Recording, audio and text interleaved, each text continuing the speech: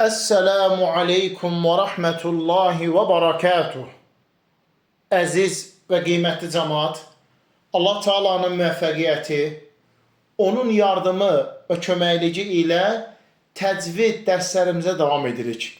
Bugünkü mövzumuz sukunlu nun və tənvinlərlə əlaqəli hökmlərdən biri olan idğam haqqındadır. Dəyərli cəmaat, keçən dərslərimizdə biz öyrəndik ki, sukunlu nun və tənvinlərlə əlaqəli təcvid elmində 4 hökm, 4 qayda vardır.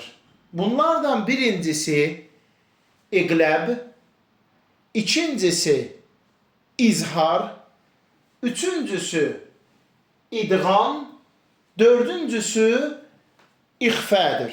Sukunlu nun və tənvinlərlə əlaqəli təcvid hökmləri. İdğam sözünün lüğətdəki mənası bir şeyi digərinə daxil etmək deməkdir.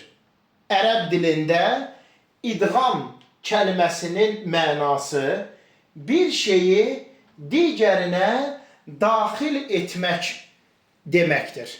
Təcvid elmində isə idğam sukunlu nun və ya tənvinlərdən sonra yərməlun hərfləri, yəni yə, ra, mim, ləm, vav və nun gəldiyi zaman baş verən qaydadır. Təcvid elmində idğam sukunlu nun və ya tənvinlərdən sonra yə, ra, mim, ləm, vav və nun hərflərindən biri gələrsə idğam qaydası tətbiq edilir. Yə hərfi,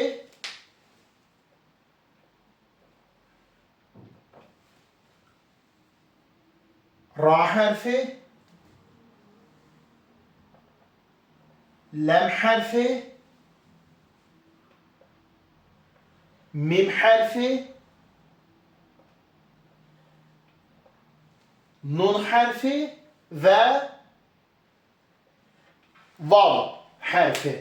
Sukunlu nun və ya tənvinlərdən sonra bu 6 hərfdən biri gələn zaman tətbiq olunan təcvid qaydasının adı idğamdır.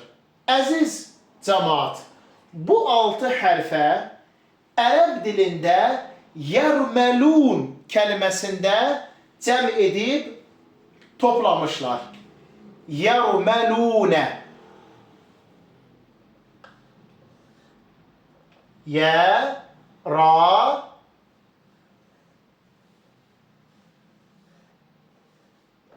mim, ləm, vav və nun.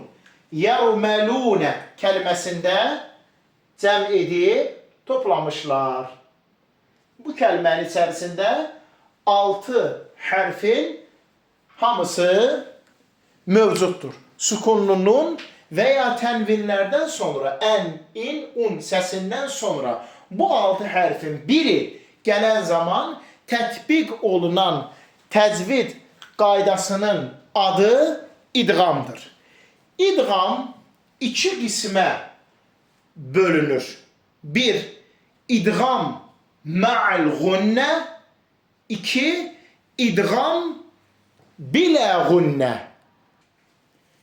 İdğam ma'al gunnə, yəni gunnəli idğam, idğam bilə gunnə, yəni gunnəsiz idğam.